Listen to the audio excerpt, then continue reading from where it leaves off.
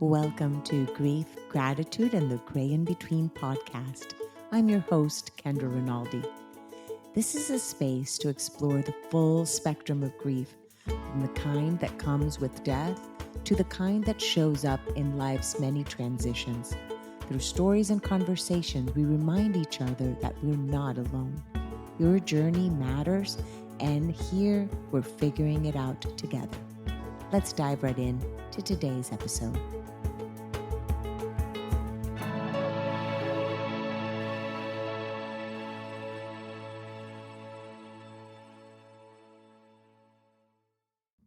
Let's start with a quick disclaimer.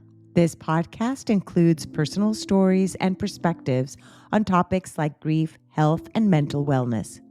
The views expressed by guests are their own and may reflect individual experiences that are not meant as medical advice. As the host, I hold space for diverse voices, but that does not mean I endorse every viewpoint shared. Please listen with care and take what resonates with you. Hello and welcome to this solo episode that I'll be doing today. I usually don't do too many solo episodes, but I felt called to want to share some of my thoughts and perspectives because it has been a very emotional past few weeks, but this weekend just took it up another notch. So a lot of times we have at this moment we have so many things going on in the world. And then just this last weekend it really hit home as some young teenagers from my daughter's school died in a tragic sledding accident. We live in Texas. There's usually not much snow here. If it does, it's only once or twice a year. And it turned into ice, and it was a tragedy. And so everywhere that I go, when I go online, it is news or information about this incident. And then there's also all the other things that are happening in the world. So I just wanted to just share a little bit about how we can really take care of ourselves and our nervous system when the world feels heavy and our nervous system and just our body tightens, and we do absorb a lot of what happens around the world. And we carry this grief of injustices, of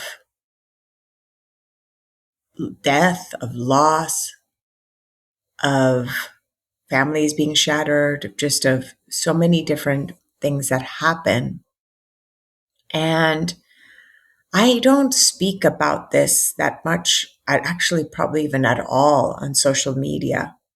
I don't end up sharing my views on any particular situation because a lot of times everything ends up being politicized. But the thing is that the reality is that all this still brings up grief in people. And so really empathizing with the grief that everybody's experiencing, whether those that are living an injustice or living war or living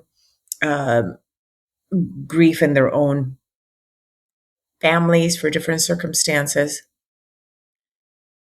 empathizing with that emotion. And also then for those of us that are observing and those that speak out, also empathizing with the grief of the communities that are observing and witnessing these injustices and sorrow and grief around the world.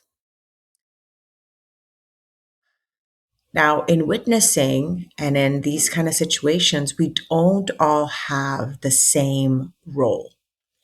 So when we see something going on, a lot of times we feel that we all have to speak up. Like, if I don't speak up, if I don't say something, if I don't publicly post where it is I stand with this situation, or publicly express my condolences, or publicly, we feel, we can end up feeling as if we're not doing enough. But the reality is that we are all part of this ecosystem of life. We're all interconnected. So sometimes the way that we show up may be different than what others may do. It is not going to look the same way. It's not going to look the same way. It's as if this is going to be a very silly example, but it's as if you're invited to a potluck dinner and everybody brings an entree, right? Everybody has to bring something different to the table. And it is in that sharing of the diversity of how we all contribute to the whole world's ecosystem, that then there can be change. So some of us, our role and the way we play a role in the change could be by presenting hope, by presenting some joy. They say laughter is the best medicine. Comedians, that's how they show up in these kind of situations. They'll make light of things, because sometimes we do need laughter and to be able to express it in some way. And it does not mean that you're being insensitive. A lot of times it is just that it's what is needed. Other times people show up quietly by just literally changing their own way of acting with their families and with the people around them. Maybe they offer intimate prayer gatherings. Maybe they send energy. And I know that may seem like this, like, oh, sending energy. And for a lot of times people, those are like platitudes that sometimes it rubs people that are very much more the type that are activists, that are wanting to be in the front line of things. It may rub people the wrong way when someone just kind of stands back. But it is because we all just have different roles that we play. It doesn't mean that we are not creating an impact, because we create an impact in different ways. So if you're like me, you sometimes really have to keep a check in your own nervous system. So we cannot expect to really carry the weight of the whole world in our shoulders, and it could just be a lot.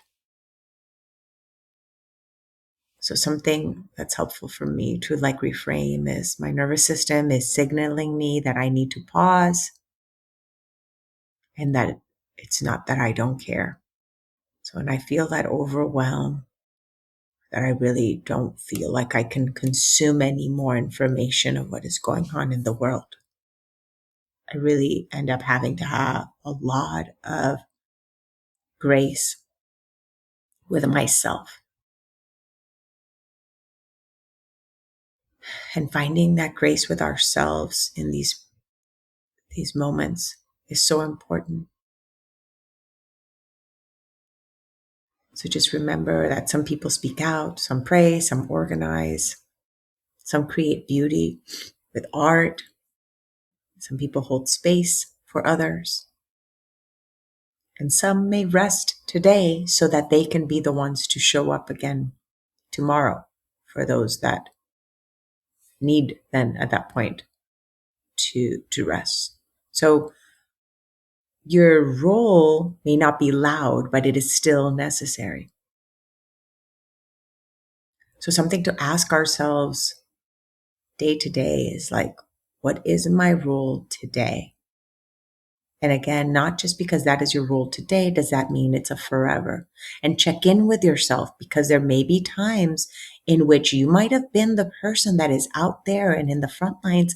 And there may be times in which your role that day may be to rest and allow others to be the ones to stand up and be more bold about how they show up and and share what's going on in the world.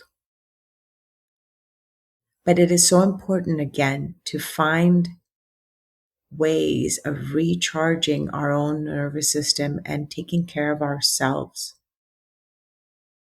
Because if we don't, then we're all crumbling. And if we're all crumbling, who is going to hold someone else up?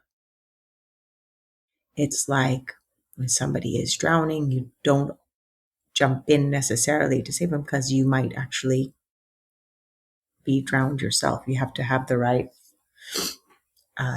resources, right, to be able to do that.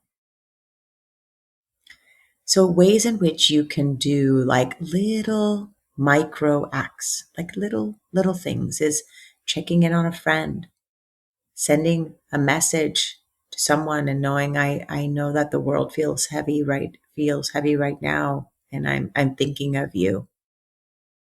Sending a message to just check in. Sending a meal to someone that may be going through a hard time, offering a moment of silence. Even the little things like just smiling at someone else that you see the street that you may not even know, that can make an impact on their lives. So we cannot fix everything. We can't. There's some things that cannot be fixed, but we can tend to something. We can be there for someone.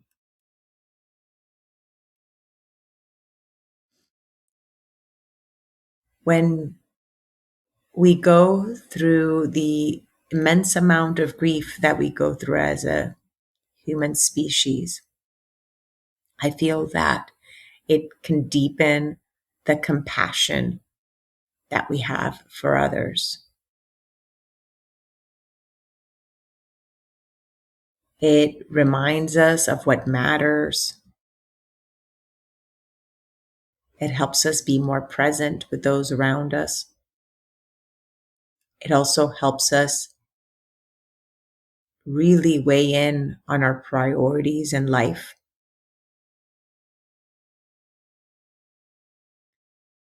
So I want to invite you to give yourself permission to feel what you feel. There's nothing right or wrong in how you grieve or how these emotions show up in you. Some people cry, some people really prefer to retrieve and be quiet. Some people busy themselves. Some people freeze, some people get angry. There's just different ways. But your emotions, though, are valid. The way that those emotions are showing up is valid, are valid. Another thing that I want to invite you to do is to also just be very mindful of what you allow to come into your space when you're needing to, again, balance your nervous system. I know that for myself, I know that if there's something heavy happening in the world, I may not be checking my social media as often, just because that's actually usually how I find out that something's going on in the world, because I don't read the news too much, because it just feels so heavy. Being aware of what you allow then to come in. What conversations do you engage in? Are they conversations that are going to create change? Are they conversations that are going to contribute? You are allowed, again, to really focus as well on your own healing and in your own life in order to be a better human being for those of you around you. Take care of yourself. Breathe. Oh my goodness. Don't forget to breathe, breathe, breathe. Breath is so important, another huge resource. And then moving our body as well can help our nervous system. And then rest. And talk to someone that empathizes with what you may be feeling and going through, and that is there to listen and hold space for you. I want to send you all so much love, so much light. And I want to thank you all for being part of the ecosystem that we all are part of, for being here on this planet, and that together we can be part of the change, each of us in our own way. Sending you all lots of love. Thank you again so much for choosing to listen today. I hope that you can take away a few nuggets from today's episode that can bring you comfort in your times of grief. If so, it would mean so much to me if you would rate and comment on this episode. And if you feel inspired in some way to share it with someone who may need to hear this, please do so. Also, if you or someone you know has a story of grief and gratitude that should be shared so that others can be inspired as well, please reach out to me. And thanks once again for tuning in to Grief, Gratitude, and the Gray in Between podcast. Have a beautiful day.